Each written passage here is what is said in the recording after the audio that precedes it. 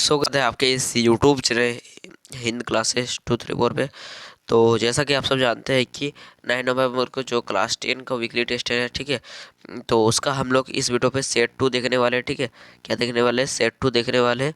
अगर आप सब सेट 1 नहीं देखे तो सेट 1 जाके देख लीजिएगा। ठीक है, डिस्क्रिप्शन में लिख दिया हुआ है। सेट 1 देखेंगे तभी सेट 2 सकेंगे, ठीक है, आंसर देने। तो इसलिए सेट 1 देखना बहुत ज़रूरी है। तो सोशल साइंस का होगा क्लास 10 के बच्चों का, ठीक है, और 90 मिनट का समय मिलेगा, 40 मार्क्स का होगा, ठीक है, और क्लास 10 का होगा। तो चलिए वीडियो को शुरू करते हैं बिना वक्त किए। जितना भी क्वेश्चन रहेगा सब very very very important question रहेगा, ठीक है। और मैं बता देना चाहता हूँ कि आप सब अगर हमारे चैनल को सब्सक्राइब नहीं किए तो सब्सक्राइब कर दीजिएगा, क्योंकि इसी तरह का आपका फाइनल एग्जाम, उसके बाद अर्धवार्षिक, उसके बाद वीकली टेस्ट, उसके बाद न्यूज़ एंड क्विज सब यहाँ पर तैयारी करवाया जाता है। तो चलिए क्वेश्चन की ओर चलते हैं। आपका पहला क्वेश्चन बोला जा रहा है, क्या बोला जा रहा है? व्यापारिक बैंक के क्या कार्य होता है, मतलब व्यापारिक बैंक का क्या कार्य होता है, ठीक है। तो ऑप्शन ए है साख निर्माण, ऑप्शन बी है ऋण देना, ऑप्शन सी है जमा स्वीकार करना, ऑप्शन डी है उपयुक्त सभी। तो क्या हो जाएगा इसका आंसर जो है ना, ऑप्शन नंबर डी हो जाएगा, उपयुक्त सभी। मतलब सब करता है, ठीक है, साख निर्माण करता है, ऋण देता है और जमा भी स्वीकार करता है। तो चलिए देख लेते हैं दूसरा नंबर क्वेश्चन की ओर। दूसरा नंबर क्वेश्चन देख सकते हो, क्या बोला जा रहा है? ऋण के अनियमित स्रोत कौन कौन से, क्या कौन कौन है? तो अनियमित जो स्रोत है ये कौन कौन है? तो बैंक तथा संबंधी सहकारी संस्थाएं तथा बैंक, उसका सहकारी तथा बैंक, उसका ऑप्शन डी है व्यापारी तथा साहूकार। तो इसका आंसर जो है ना, ऑप्शन नंबर डी हो जाएगा, व्यापारी तथा साहूकार। चलिए देख लेते हैं तीसरा नंबर क्वेश्चन। तीसरा नंबर क्वेश्चन है आपका करेंसी। करेंसी मुद्रा का कौन सा रूप है? तो करेंसी जो है ना, ये मुद्रा का कौन सा रूप है? तो आधुनिक तथा प्राचीन, प्राचीन, आधुनिक को इनमें से कोई नहीं। तो क्या हो जाएगा इसका आंसर जो इसका हो जाएगा आधुनिक। आधुनिक मतलब अभी करेंसी का हम लोग उपयोग कर रहे थे, ठीक है। चलिए देख लेते हैं चौथा क्वेश्चन की ओर, ठीक है। चलिए देख सकते हो चौथा क्वेश्चन बोला जा रहा है कागज, कागज से बनी मुद्रा क्या कहलाती है? जो कागज से बना मुद्रा होता है उसे क्या कहते हैं? तो पत्र मुद्रा, धातु मुद्रा, शाख मुद्रा, उसके बाद है मुद्रा। तो क्या हो जाएगा इसका आंसर जो है ना, ऑप्शन नंबर कौन सा हो जाएगा? ऑप्शन नंबर ए हो जाएगा, ठीक है, पत्र मुद्रा। चलिए देख लेते हैं पांचवा नंबर क्वेश्चन, ठीक है। और ये जितना भी इम्पोर्टेंट है। तो देख सकते हो पांचवा नंबर क्वेश्चन है कुल जमा का वह हिस्सा जो एक बैंक अपने पास नकद रखता है, ठीक है, यहाँ पर होगा नकद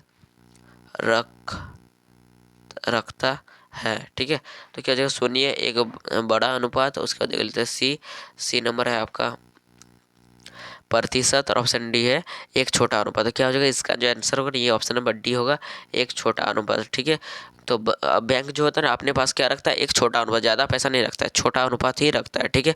चलिए देख लेते हैं छठा नंबर क्वेश्चन है आपका धन के आधुनिक रूप है। धन का आधुनिक रूप क्या है? ठीक है, प्लास्टिक मुद्रा, उसके तहत डिमांड डिपॉजिट, डिमांड डिपॉजिट, उसके बाद ऑप्शन डी सभी। तो क्या हो जाएगा इसका आंसर जो है ना, ऑप्शन नंबर डी हो जाएगा सभी, ठीक है। आधुनिक रूप ये सब है, प्लास्टिक भी है, मुद्रा भी है, और डिपॉजिट क्या हो रहा है? डिमांड डिपॉजिट, ठीक है। चलिए देख लेते हैं सातवां नंबर क्वेश्चन है क्षेत्रीय ग्रामीण बैंक की स्थापना कब हुआ था? क्षेत्रीय ग्रामीण बैंक का स्थापना कब हुआ था? 1967, 1968, 1969, 1973। तो क्या हो जाएगा इसका आंसर जो है ना, ऑप्शन नंबर सी हो जाएगा 1969। क्या हो जाएगा यहाँ पर लिख देते हैं 1969 को क्या होता है? ग्रामीण बैंक की स्थापना हुआ था, ठीक है। चलिए देख लेते हैं आठवां नंबर क्वेश्चन है बैंक किसे ऋण नहीं देता? बैंक जो है ना किसको ऋण नहीं देता है? ऋण, ठीक है। तो किसको नहीं देता है? तो ऑप्शन है हाशिए के किसान को, उसके छोटे किसान को, बिना कोई उचित दस्तावेज की उद्योग को, मतलब उद्योग का बिना। तो क्या हो जाएगा इसका आंसर जो हो जाएगा ऑप्शन नंबर क्या हो जाएगा? बिना कोई उचित दस्तावेज को। आपको दस्तावेज देना पड़ेगा, हाँ, हम नहीं लौटाएंगे तो मेरा दूसरा कोई लौटाएगा, ठीक है। और आपको वहाँ पर क्या हो ना, प्रूफ देना पड़ेगा, ठीक है, कागजात देना पड़ता है, ठीक है। तो इसलिए आपका है ना ऑप्शन सी हो जाएगा, ठीक है। चलिए देख लेते हैं 9 नंबर क्वेश्चन है आपका भारतीय रिजर्व बैंक की स्थापना कब हुई? भारतीय रिजर्व बैंक का स्थापना कब हुआ था? 15 अगस्त 1948, उसके बाद 20 नवंबर 1980, उसके बाद 5 नवंबर 1935 और 1 नवंबर 1935। क्या हो जाएगा इसका आंसर जो है ऑप्शन नंबर डी हो जाएगा, एक अप्रैल, सॉरी नवंबर नहीं, ये सब अप्रैल, 1 अप्रैल 1935। चलिए देख लेते हैं 10वां नंबर क्वेश्चन है आपका भारतीय रिजर्व बैंक के वर्तमान गवर्नर कौन है? तो वर्तमान गवर्नर जनरल कौन है? तो ऑप्शन ए है रघुराम राजन, और ऑप्शन बी क्या है? ऑप्शन बी है शशिकांत दास। क्या है? शशिकांत दास। उसके बाद है रघुराम राजन तथा शशिकांत दास, इनमें सभी क्या हो जाएगा? इसका आंसर जो है ना Shashikant Das, option number 20 the correct answer. ये क्या है? वर्तमान में भारतीय रिजर्व बैंक का क्या है? गवर्नर जनरल है। चलिए देख लेते हैं अब सब्जेक्टिव क्वेश्चन।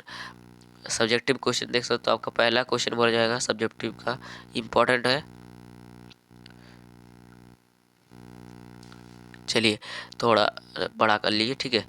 तो देख ले, पहला क्वेश्चन है मुद्रा की परिभाषा क्या है? तो मुद्रा पैसे या धन के उस रूप को कहते हैं जिससे दैनिक जीवन में कार्य या फिर विक्रय, मतलब खरीदना या फिर बेचना, ठीक है। इसमें सिक्के और कागज नोट दोनों आते हैं, ठीक है। हो गया। चलिए देख सकते, तो 12 नंबर क्वेश्चन है समर्थक ऋणधार।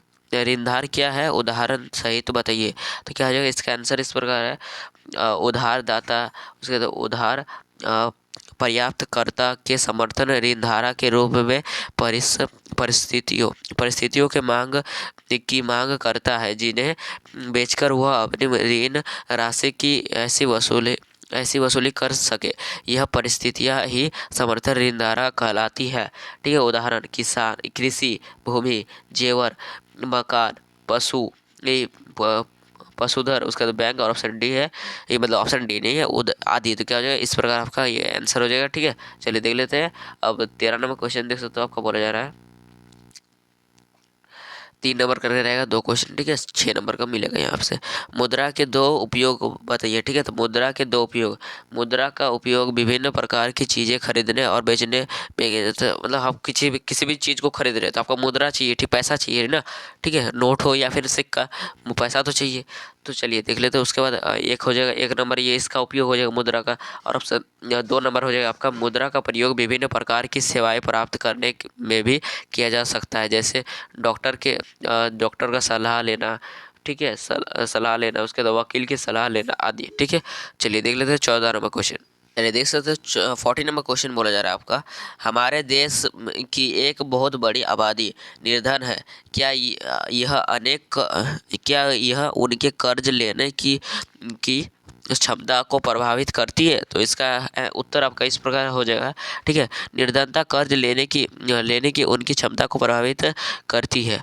इसका कारण यह है कि कर्ज लेने के लिए लोगों को गारंटी रूप में समर्थन ऋणधार देनी पड़ती है, मतलब ऋणधार देना पड़ता है, ठीक है। उसके अंदर निर्धनों के पास उन संपत्तियों का अभाव होता है। निर्धन जो गरीब होते हैं उसके पास संपत्ति नहीं होती है जो कर्ज लेने के लिए आवश्यक मानी जाती है। मतलब जो कर ये आपको कर्ज लेना है, तो मतलब ऋण लेना है, तो ऋण लेने के लिए क्या चाहिए? आपका क्या चाहिए? ऋणधार चाहिए आपको, ये चाहिए, ठीक है। क्या कहते हैं उन संपत्तियों का अभाव, तो मतलब आपका ऋणधार चाहिए आपको, कोई किसी का, ठीक है, गारंटी चाहिए, ठीक है। तो ये जगह आवश्यक मानी जाती है, इसके बिना उसको कर्ज मिलना कठिन है, ठीक है। चलिए देख लेते हैं आप 15 नंबर क्वेश्चन है आपका, क्या बोला जा रहा है? 15 नंबर क्वेश्चन है आपका इस प्रकार है, क्या बोल रहा है? उत्तरदाता उधार देते समय समर्थन ऋणधार की मांग क्यों करता है, ठीक है। तो इसका आंसर हो जाए उधारदाता ऋण के विरुद्ध सुरक्षा के रूप में समर्थन ऋणधारक की मांग करते हैं। यदि कर्जदार उधार लौटा नहीं पाता है तो उधारदाता को भुगतान प्राप्त करने के लिए समर्थन ऋणधारक क्या हो जाएगा? ऋणधारक बेचने का अधिकार होता है। मतलब कोई अगर जो है ना ऋण ले लिया वो लौटा नहीं रहा है, तो जिसका पास आपके दिए है ना ऋण, क्या बोलते हैं, जो कर्जदार है वो उधार लौटा नहीं सक रहा है, तो जो जिसका भुगतान प्राप्त करने के लिए वो अपना बैंक जो है ना अपना पैसा प्राप्त करने के लिए जिसका आप दिए है ना बैंक खाता, जिसको बताया कि ये मेरा भर देगा, जब नहीं है तो उसका बैंक से क्या करेगा? वो खींच लेगा पैसा, ठीक है। तो चलिए ये हो जाएगा आपका। उसके बाद देख लेते हैं 16 नंबर क्वेश्चन है आपका, ऋण के अनौपचारिक स्रोत क्या है? तो इसका आंसर क्या है? ऋण के निम्नलिखित अनौपचारिक स्रोत है। क्या हो जाएगा? निम्नलिखित अनौपचारिक स्रोत है, इसका देख सकते हो पॉइंट बाय पॉइंट इस प्रकार लिख देना है।